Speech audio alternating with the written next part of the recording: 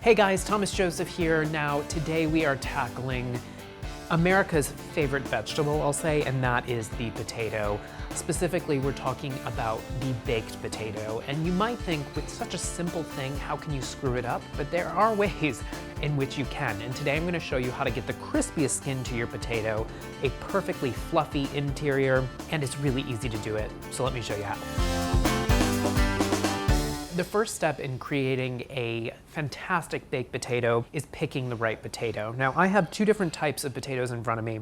Actually, three, but two categories. This is the mealy potato, and this is a russet potato. So mealy potatoes are really high starch potatoes, like the russet. In this category as well is the Russian style potato.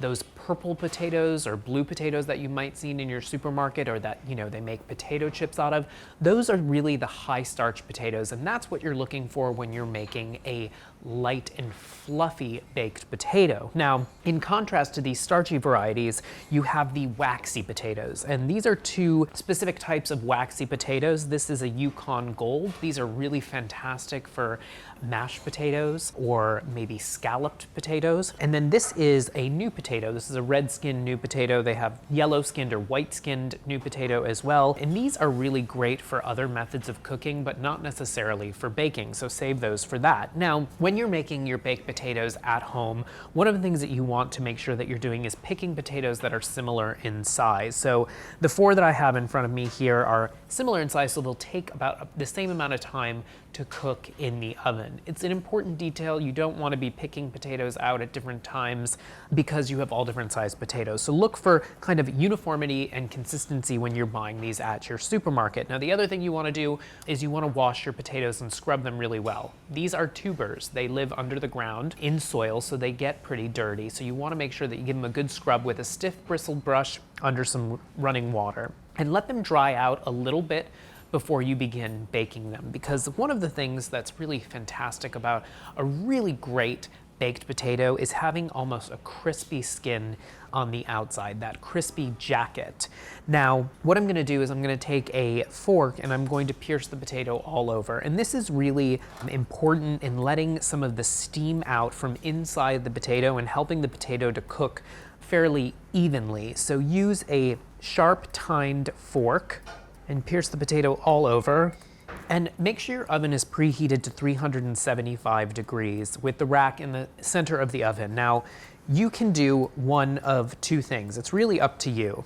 Today, I'm using a rimmed baking sheet with a wire rack, but you could also roast these potatoes directly on the rack of your oven, that center rack. The reason I like to cook my baked potatoes on a wire rack is because it helps to have even air circulation around your potatoes, so you get a nice crispy skin and you get a nice evenly cooked inside to your potato. The reason I like to do it on a rimmed baking sheet is just in case there's any moisture that kind of drips out of the potato.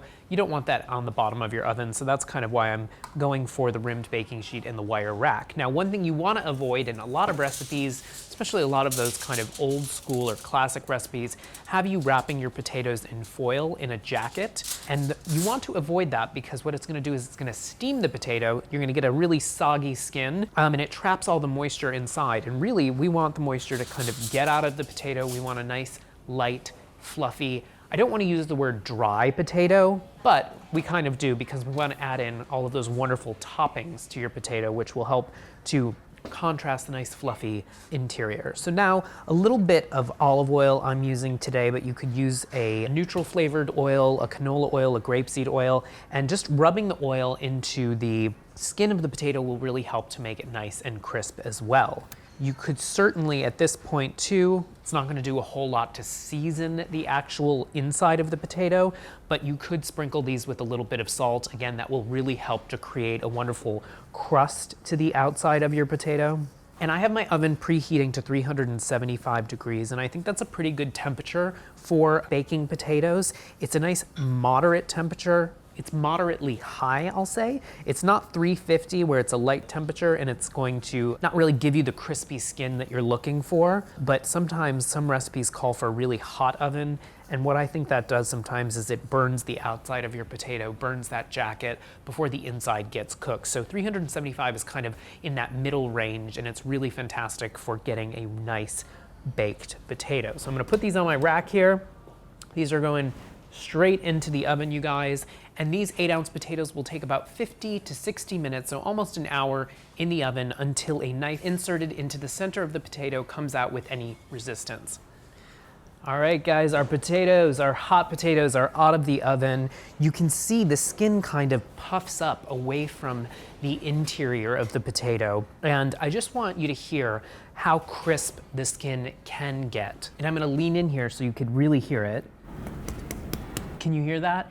It really is nice and crisp, and that's because of the wonderful oil that you dress the outside of the potato with, and that salt will really help to create a wonderful crust. So now, just as important as picking the right potato and cooking the potato properly is in how you serve it as well. Now, oftentimes recipes will say, they'll tell you to split the potato down the center, or sometimes they'll say split it down the center and split it crosswise and then give the potato a squeeze. You know what, I'm gonna show you that right now.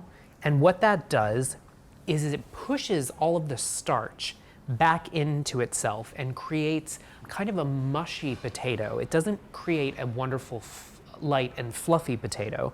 So try to avoid squeezing your potato. What I like to do is I like to take the potato, split it lengthwise, almost completely.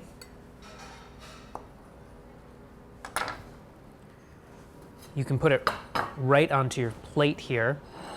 Using the tines of your fork, what you can do is just scrape the potato up, and this creates a really light and fluffy, it's a hot potato, you guys, so be careful, a light and fluffy potato for you to enjoy. Now, you can always top this off with your favorite toppings. That's totally up to you, but it's really important that you season the inside of the potato because this really doesn't have any sort of flavorings at all. And the salt will really help to bring out the natural flavor in the potato, but a little bit of pepper is really great as well. Now, I love sour cream, so I'm gonna use sour cream today, but you can use cheese, you can use bacon, you can use whatever you like. Top it with chili. You can even make it a little ethnic, or, you know, a good old-fashioned baked potato with a little bit of butter is also really fantastic. Sprinkle with a little bit of chives, and there you go, guys. This is the lightest, fluffiest, and crispiest skinned baked potato you will ever make. Follow those tips, you guys, and I'm sure you're gonna enjoy it. Now, as always, if you have any kitchen conundrums, whether they be as simple as this humble spud here or something a little bit more complex, we'd love to hear from you. Reach out to us using the hashtag Kitchen Conundrums.